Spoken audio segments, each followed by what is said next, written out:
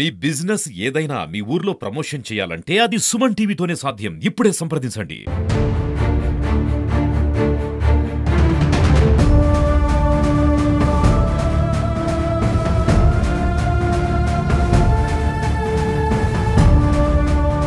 నమస్తే, welcome to Suman TV. నేను మీ సీతారామరాజు. మనం ఇప్పుడు పశ్చిమ గోదావరి జిల్లా వశిష్ఠ గోదావరి ఒడ్డునున్నామండి, నరసాపురాన్ని. అయితే మనకి ఎగువ ప్రాంతంలో కురిసిన భారీ వర్షాలతో గత వారం రోజులుగా కూడా గోదావరి ఉధృతంగా ప్రవహిస్తుంది. గోదావరి అయితే మనం చూసేది ఇది వశిష్ఠ గోదావరి. ఈ వశిష్ఠ గోదావరి ప్రస్తుతం ఉప్పొంగి ప్రవహిస్తుందని చెప్పాలి. ఇప్పుడైతే ప్రస్తుతం పోర్టులో ఉంది. ఇక్కడికి సరిగ్గా 6 కిలోమీటర్లు 7 కిలోమీటర్ల దూరంలో అయితే సముద్రం ఉంది. ఆ సముద్రంలోనే మనకు అంతర్వేది సమీపంలో గోదావరి అలాగే సముద్రం కూడా ఒకే చోట కలిసే ప్రాంతం అది. అక్క చెల్లుళ్ళ గట్టు ఏదో అంటారు, అక్కడ సమీపంలోనే ఉంది అది. అయితే ఇక్కడ మనం చూడవచ్చు, ఇదంతా కూడా గోదావరి ప్రస్తుతం పోర్ట్లో ఉంది కాబట్టి ఈ మాత్రం ఉధృతి ఉంది. అలాగే వరద గోదావరి, ఇది వరద గోదావరి కావడంతో అవతల సకినేటిపల్లి అలాగే ఇటు నరసాపురానికి కూడా రాకపోకలు పడవ ద్వారా పంటు ద్వారా అయితే ప్రస్తుతం కట్ అయిపోయాయి. దాంతో అటు చించినాడ నుంచి తిరిగి రావాల్సిన పరిస్థితులు అయితే ఉన్నాయి. ప్రస్తుతం పంటిని కూడా గోదావరి ఉధృతి దృష్ట్యా కూడా ఎటువంటి ప్రమాదాలు సంభవించకుండా అదైతే ఆపేశారు.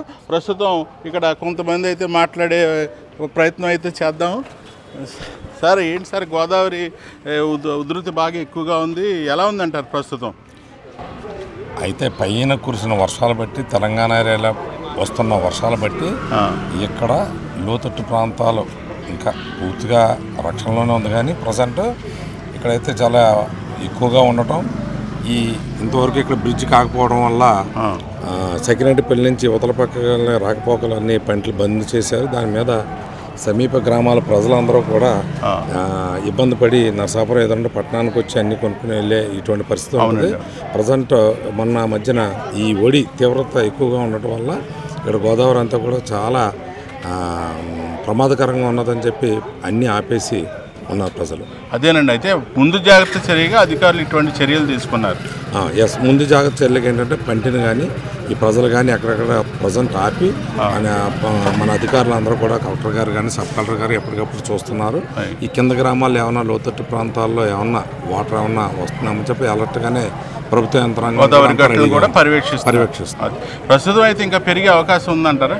నేను ప్రజెంట్ అయితే ఇంకతో ఆగుతుందేమో అని అనుకుంటున్నాను. ఇది అంతా చెప్పడం జరిగింది. అయితే మహారాష్ట్ర తెలంగాణలో హైదరాబాద్కు వస్తున్న వర్షాలన్నీ కూడా వాటర్ అంతా కూడా గోదావరి దిగువ ప్రాంతాల్లో ఇక్కడ రావడం వల్ల ఈ పరిస్థితి వస్తుందని చెప్పేసి అందరు ప్రజలు భావిస్తున్నారు. అలా జరుగుతుంది.